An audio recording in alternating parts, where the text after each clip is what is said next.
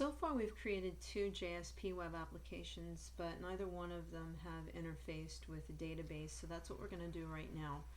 We're going to implement a JSP web application that interfaces with the MySQL Server database, and the specific database that it's going to interface with is the Sequila database. The Sequila database is a sample database that comes with MySQL Server when you install it, and the specific table that we're going to be querying is the actor table. Okay.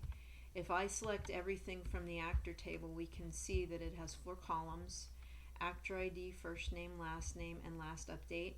We're going to be retrieving only the actor ID, the first name, and the last name from this table.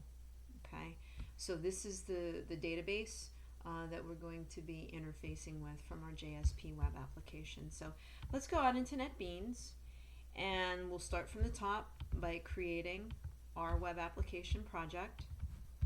Okay, we're going to give this one a name, selecting data from database. Push next, next again, and then finish. And NetBeans is going to generate our web application project for us. We're going to add a JSP to the web application. We're going to name it index. We're only going to have one JSP in this web application. It's going to do all the work for us.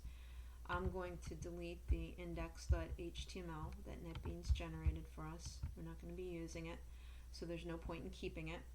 Okay. A couple of things right up off the front that we have to do in this web application, because it's going to be interfacing, okay, with a database. To the libraries folder, we have to add the MySQL connector Java jar file, just like we did in our Java Swing applications. We have to do the same thing here with our JSP web application. We have to make sure that we add that to the libraries folder of the project. Okay. The other thing that we have to do at the very top of our JSP page is we have to import the classes and the interfaces that we're going to be using in all of our database code. And by the way, we're going to be using almost the same exact database code that we used in our Java Swing application, so that's good. Okay, so I'm going to do that right at the very top. Oops. Okay, I am going to import, and actually I'm not going to import the classes one at a time. I'm just going to import them all. Okay, so I'm going to use the @page annotation, and then I'm going to import. And what I'm going to import is java.sql. And then I'm just going to put an asterisk indicating that I want to import all the classes and the interfaces in the java.sql package. Okay, instead of one by one going through and picking off the ones that I want to use, I'm just going to import them all. Okay, and then there's my import statement. Now, this next thing that we're going to do, this is a little bit different. We didn't have to do this, not all of us did at least, do this in our Java Swing applications. But what I'm going to do next is I'm going to include some Java code. Okay, so I've got to use the start and the end tags, start and end JSP tags. But I'm going to include some Java code up here that's going to force the class that represents the MySQL driver to load into this JSP page. Okay, I'm going to call a method. Okay, it's called forName,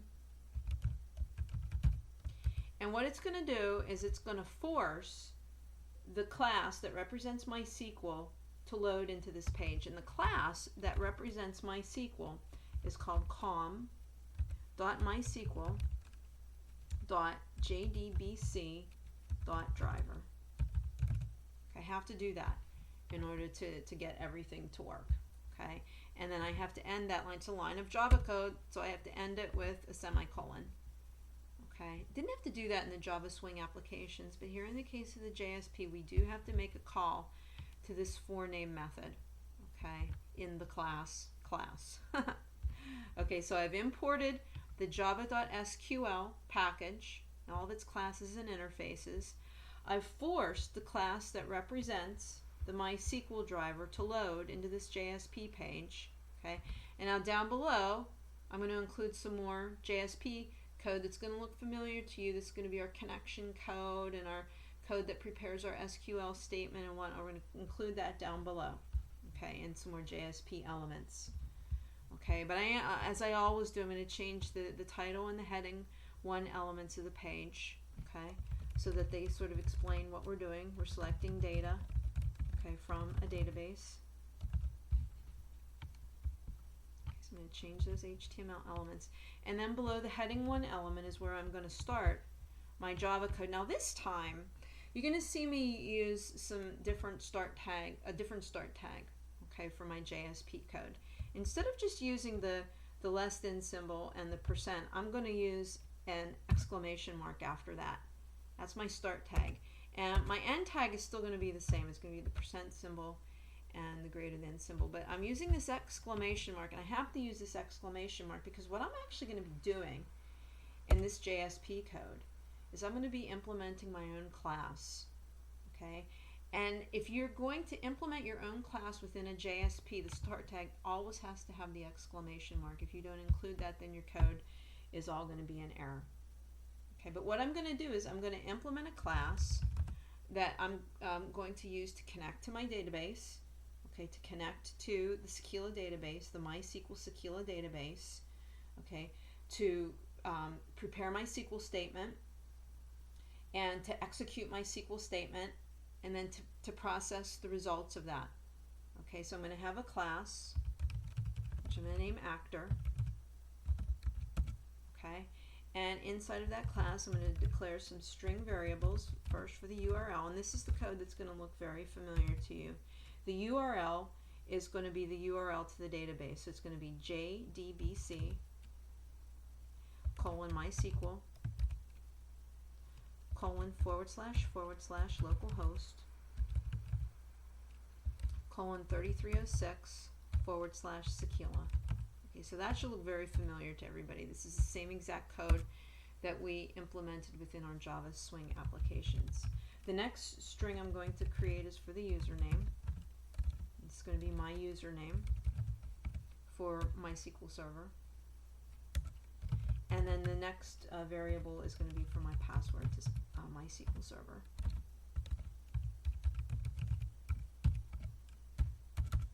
Okay. Down below that, I'm going to create a connection object. Set it equal to null. I'm going to create a prepared statement object.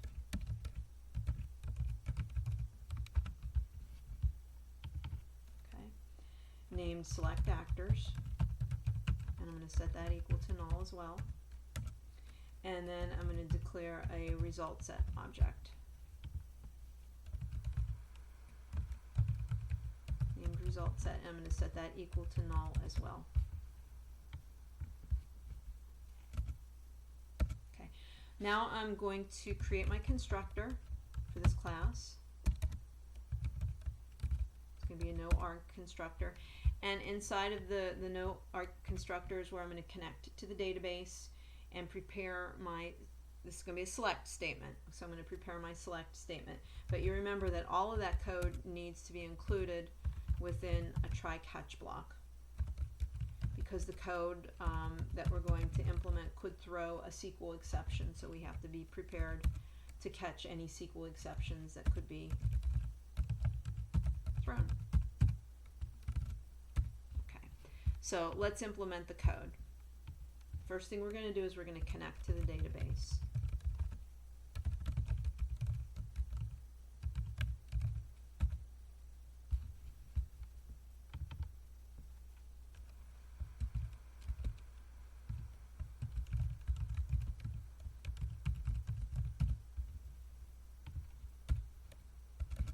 And then the next thing we're going to do is we're going to prepare our select actor statement.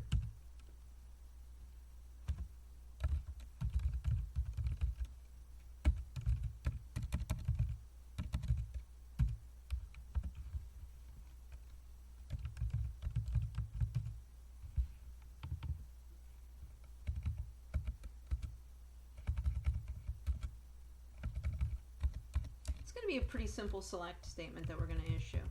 We're basically going to select the actor ID, the first name, the last name from the actor table. Okay, so a pretty straightforward select statement we're going to be issuing. Okay, and that's our constructor. Don't need to do anything else in the constructor. Okay, now this class is also going to have a method that's going to return the results of the query. So we're going to have a public method that's going to return a result set. Okay, it's going to be called getActors. Not going to take any parameters. Okay. And if you remember to execute the query, okay, we have to include that in a try-catch block as well, because the execution of the query could throw in a SQL exception as well.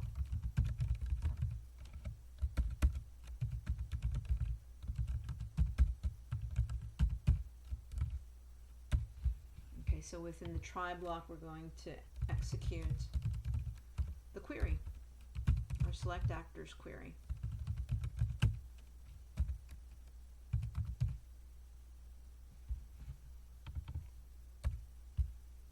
And then we're going to return the result set. Okay, and that's our class. So within our JSP, we have implemented a class. Okay, we had to use a special start tag to do that. We had to include the exclamation mark after the less than symbol and the percent symbol. Okay, because we're implementing a class. Okay, if we were to remove the exclamation mark, we have an error. You can see that the class is an error, but if we add the exclamation mark back, the error goes away. So now we have a class, right? But it's not going to do anything unless we create an object of it and we call its method, getActors. So that's what we're going to do next. Down below, we're going to include another JSP element, okay, with its start tag and its end tag. Okay, and within this code, what we're going to do is we're going to create an object of our actor class.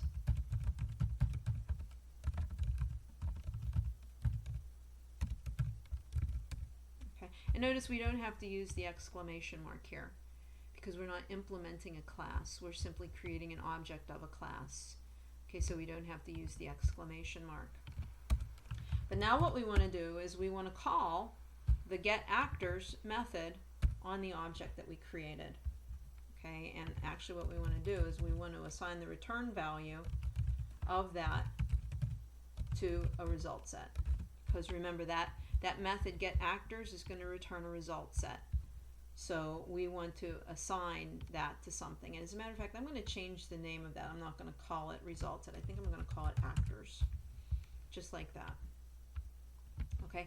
So right now, at this point in our JSP, okay, we would have executed when this JSP page gets loaded, we would have executed our query.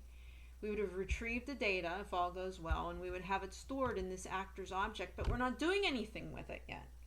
We're not doing anything with it yet. So if we were to compile this page, let's do it. Let's see what happens. We're going to compile the code. Okay, we're going to compile the code. We got a successful build. Let's run the page and see what happens. It's going to load in the browser. Okay.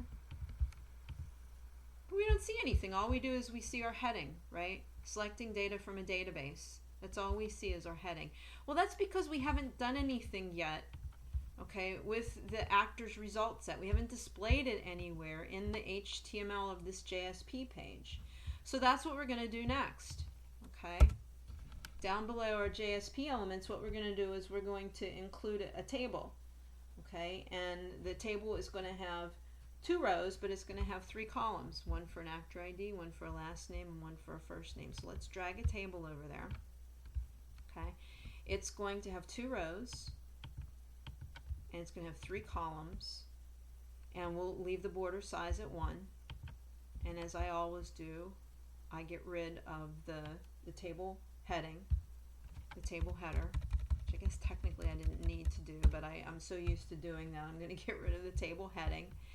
And I'm going to actually, the first row of my table body is where I'm going to have my headers for actor ID, for first name, and also for last name.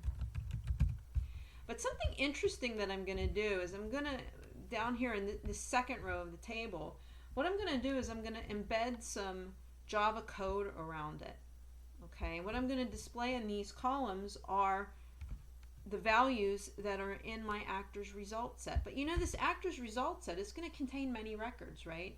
It's going to contain as many records as there are rows in the actor table. I want to display them all in this table. Okay, but I don't know exactly how many records there are. I don't know how many rows I should include in the table. But what I can do down here around this table row is I can include some Java code for a while loop. Okay, I'm going to have a loop down here. It's going to read while actors dot next. Okay, so while there is still a result set in my actors, while there's still a record in my actors result set, I want to generate a table row and I want to insert some values into it. And the values that I want to insert into it are the values in my result set, my actors result set.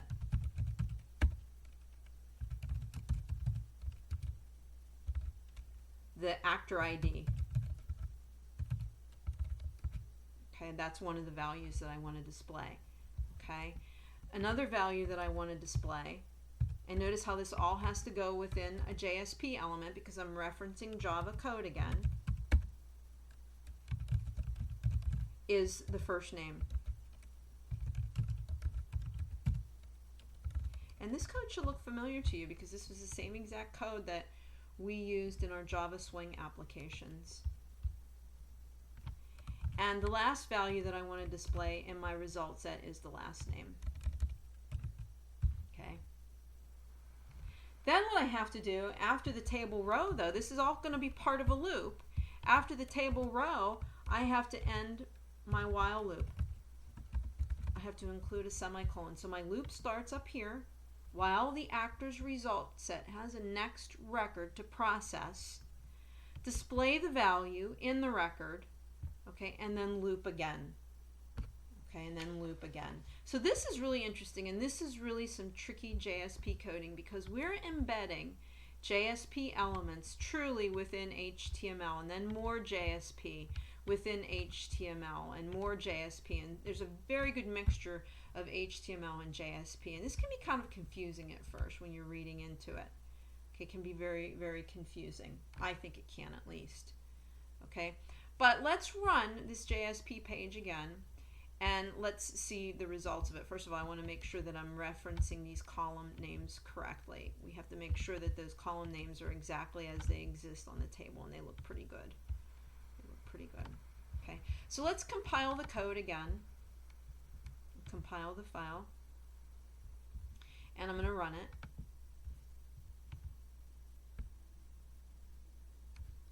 And hopefully when we go out to the JSP page, we can see different results. We can see our table with all of the actors from the actor table along with their actor ID, their first name, and their last name. And that should be 100% consistent with what's in the database. So if we go out to our MySQL database, you can see the first row is Penelope Guinness, and the last row is for Robert De Niro, and I think that's exactly what we have in our JSP. The first row is Penelope Guinness, and the last row is Robert De Niro.